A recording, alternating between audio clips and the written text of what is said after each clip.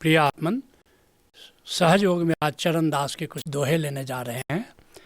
चरण दास का जन्म 1703 ईस्वी में हुआ और 1839 ईस्वी तक दिल्ली की धरती पर चरण दास अपना गीत गाते रहे। कहते हैं चरण दास, सीधी पलक न देखते और छूते नाही छाह, गुरु सुखदेव कृपा किन्हीं चरणोदक ले जाएं। अद्भुत बात कहते हैं चरणदास कि जब तक मैं गुरु से जुड़ा नहीं था, जब तक राम का सुमिरन करने की कला मुझे नहीं आती थी, तब क्या मेरी स्थिति थी, सीधी पलक न देखते, सीधी आंख से भी लोग मुझे नहीं देखते थे, इतना तुच्छ समझते थे, इतना दीनहीन समझते थे। आज छूते ना ही छां, मेरी छाया तक से बचते थे। लेकिन बात पूरी बदल जाती है जब तुम राम की भक्ति में पड़ जाते हो, जब किसी सदगुरु से नाता तुम्हारा जुड़ जाता है, तब तो बात कुछ और की और हो जाती है। जिसके लिए पलटू साहब कहते हैं, लय लय भेंट अमीर नाम का तेज बिराजा।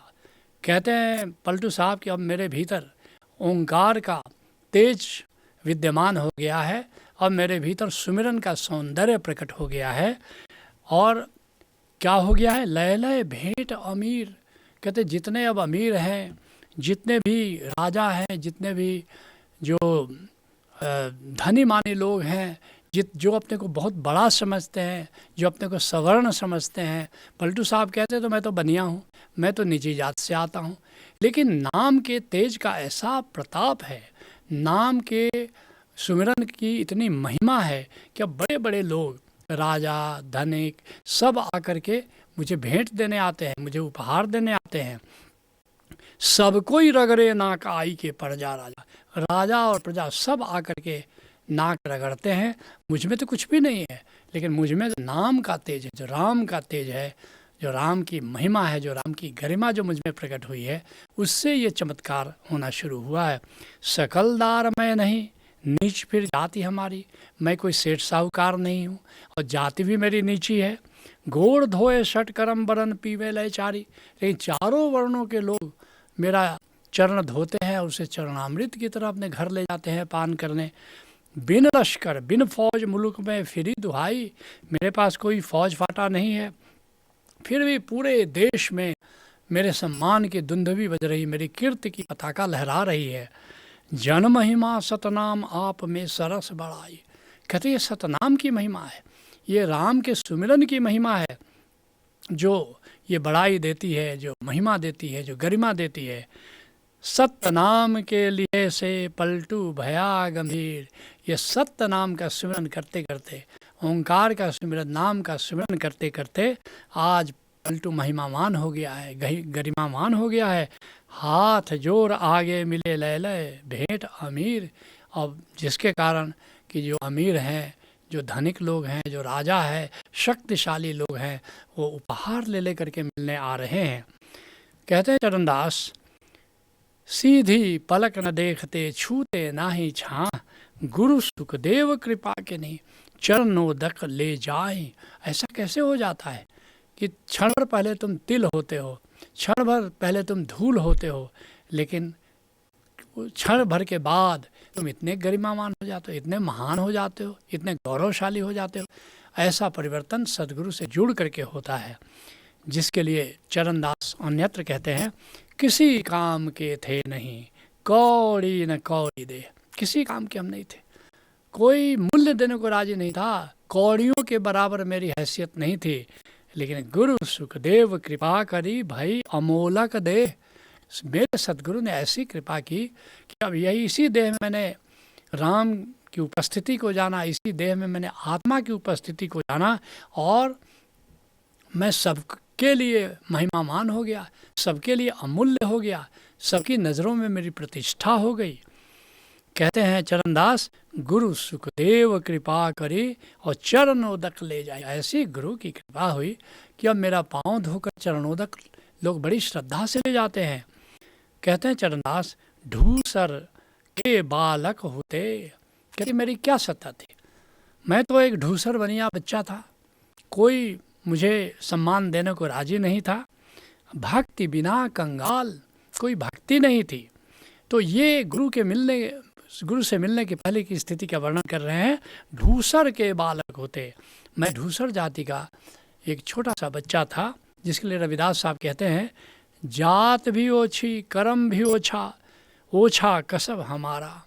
कहते हैं रविदास साहब कि देखो ना, नाम की महिमा क्या है, नाम के बिना क्या मेरी स्थिति थी कि मेरी जाति भी नीची थी, मेरा कर्म भी महान नहीं था, कर्म भी कह सकते हो ओछा था, और ओछा कसब हमारा व्यवसाय भी ओछा था, लेकिन नीचे से प्रभु ऊंचा कियो है कहे रविदास चमारा। लेकिन रविदास साहब कहते हैं कि लेकिन उस नीची स्थिति से नाम की महिमा ऐसी कि मेरे प्रभु ने क्या प्रतिष्ठा दे दी है, क्या गरिमा दे दी है। अब देखो रविदास साहब सोच सकते उस जमाने में चित्तौड़ की रानी मीरा आकर के उनके कर्मों में लुंठित हो जाती है। कितनी गरिमा, कितनी महिमा। उस समय का सबसे बड़ा राजकुल चित्तौड़ था, और उस जमाने में जबकि छुआछूत का इतना प्रचलन था, वो आकर के रविदास साहब के चरणों में झुक जाती है। निश्चित ये भक्ति की महिमा थी, निश्चित ये नाम की महिमा थी, निश्चित ये सद्गुरु से मिलन की गरिमा थी। कहते हैं चरणदास, ढूसर के बालक होते अब भक्ति बिना कंगाल। जब तक मुझे भक्ति का पता नहीं था, जब तक मैं भक्ति में जीता नहीं था, एक कंगाल की तरह जीता था, एक दीनहीन था। गुरु सुखदेव कृपा करी हरिधन किए निहाल। लेकिन मेरे सतगुरु ने ऐसी कृपा की कि मुझे गोविंद का धन देकर के मालामाल कर दिया, जिसके लिए मीरा कहती है, मैंने राम रतन धन पायो। मैं धन्य हुई, मैंने राम रतन धन पा लिया है, मैंने नाम तत्व को जान लिया है, मैंने ओंकार तत्व को पा लिया है। वस्तु अमोलक दी मेरे सतगुरु। लेकिन ओंकार की ये जो वस्तु है, अनमोल वस्तु, कहाँ से मुझे प्राप्त हुई? मेरे सतगुरु ने मुझे दिया। करी कृपा अपनायो। मुझ में कोई गुण नहीं था, ये तो मेरे गुरु की कृपा थी कि उन्होंने मुझे अपना लिया। जन्म जन्म की पूंजी पाई, जग में समय गंवायो।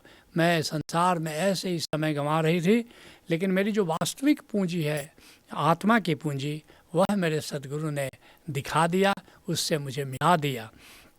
खर्चे नहीं कोई चोर न लेवे, और दिन दिन बढ़त सब आयो। ये राम धन, ये राम रतन धन मेरे सद्गुरु ने ऐसा दिया कि कितना भी खर्च नहीं होता है, चोर उसको मुझसे चुरा नहीं सकता, और रात दिन वो बढ़ता ही चला जा रहा है। जैसे जैसे मैं सुमिरन में लिप्त होती हूँ, वैसे वैसे ये धन बढ़ा चला जा रहा है। कहते हैं चरणदास, जा धन को ठग ना लगे। और ये राम रतन धन ऐसा है कि कोई ठग नहीं सकता तुमको। आधारो सके न लूट, कोई झुंड कोई भीड़ आकर के इस धन को लूट नहीं सकती।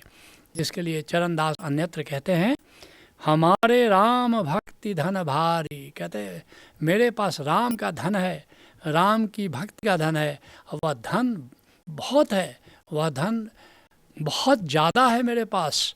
राज न डाणे, और कोई राजा उस पर, कोई भी सरकार उस पर टैक्स नहीं लगा सकती, कोई दंड नहीं लगा सकती। चोर न चोरे, कोई चोर उसको चुरा नहीं सकता। लूट सके ना धारी, और कोई भी पदाधिकारी उसको लूट नहीं सकता है। कहते हैं चरणदास, चोर चुराए सके नहीं। कोई भी चोर मेरे इस राम धन को चुरा नहीं सकता। और गांठ गिरे नहीं छूट। पहले के लोग गांठ में रुपया रखते थे, कहीं गिर जाता था, कहीं थैली गिर जाती थी। कहते कि अब थैली गिरने का भी अंदेशा नहीं रहा, क्योंकि ये धन मेरे तो निराकार में भीतर है, ये थैली में नहीं है। जिसके लिए कबीर साहब कहते हैं, जो सुख प्रभु गोविंद की सेवा, सो सुख राज न लइए। जो आनंद गोविंद के सुमरन में मिलता है, वह राजपाट में कहाँ है भला। हमरा धन माधव और धरणीधर। कहते हैं हमरा धन माधव गोविंद धरणीधर। मेरे पास कौन सा धन है? धनों का धन है, श्रेष्ठतम धन है, वह राम रतन है, वह गोविंद का धन है। हमरा धन माधव गोविंद धरणीधर, यह सार धन कहिए। सब प्रकार के धन है, सोना है, चांदी है, जेवरात है, हीरा है, खेत है, लेकिन सबसे बड़ा धन है गोविंद का धन, सबसे बड़ा है आत्मा का धन, सबसे बड़ा है परमात्मा का धन। अगन न दहे। कैसा है धन? अग्नि उसको जला नहीं सकती। पवन नहीं मगने, पवन नहीं भगने। जो हवा है वो तोड़ फोड़ नहीं सकता। नहीं तो मकान बनाते हो, कोई घर बनाते हो, और तेज आंधी आती है, सब उड़ा ले जाती है। सुनामी आता है, सब बहा ले जाता है। लेकिन राम का धन ऐसा है, कोई सुनामी बहा नहीं सकता, कोई आंधी उसको उड़ा नहीं सकती। और कहते अगन न दहे, पवन नहीं मगने, और तस्कर नेर न आवे। कोई ठग, कोई तस्कर नज़दीक भी नहीं जा सकता, लूटना तो दूर की बात है। राम नाम धन कर संचयनी, इसलिए सलाह दे रहे हैं कि अगर संचित ही करना है, अगर संग्रह ही करना है तो राम नाम का धन संचित करो। और राम नाम धन संचित करने का अर्थ होता है जितना सुमिरन करोगे राम का, नाम का, ओंकार का, उतना ही ये धन बढ़ता चला जाता है। राम नाम धन कर संचयनी, सो धन कतही न जावे, वह धन कहीं नहीं जाता है, वो सदा तुम्हारी पूंजी बन करके रहता है। इस धन कारण शिव सनकादिक खोजत भय उदासी, जितने ऋषि हैं, सप्तर्षि हैं, उदास होकर के वैराग्य लेकर के इसकी खोज करते हैं। मन मुकुंद जिह्वा नारायण परे न जम की फांसी, और मन में वह गोविंद हो और जिह्वा नारायण का नाम लेती रहे तो कभी यम का फांस तुम्हें फांस नहीं सकता। कहे कबीर मदन के माते हृदय देख विचारी, ऐ भोगों में लिप्त मनुष्यों, जरा अपने हृदय में विचार करो।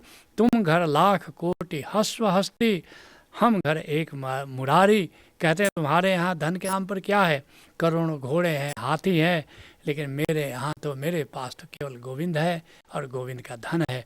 तुम भी किसी कामिल मुर्शिद से जुड़ो, उसे राम रतन धन को जानो और प्राप्त करो, यही सहयोग है। हरि ओम तत्सत। मित्रों नमस्कार।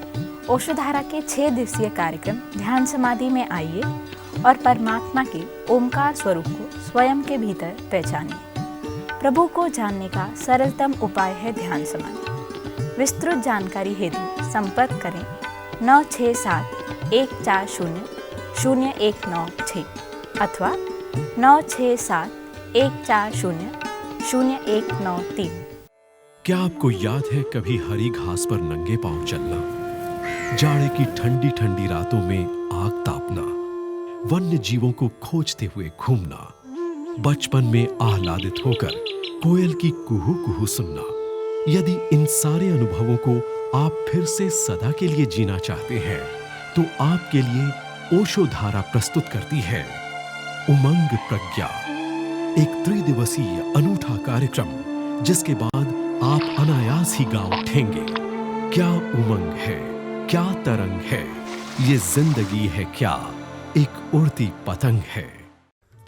ओशोधारा के समाधि कार्यक्रम सहज योग पर 6 दिनों के 14 समाधि कार्यक्रम नाद, नूर एवं परमात्मा के अन्य विविध आयामों द्वारा 84 दिनों में 84 लाख योनियों से मुक्ति। परंतु कैसे? आइए जानिए ओशोधारा के समाधि कार्यक्रमों के द्वारा।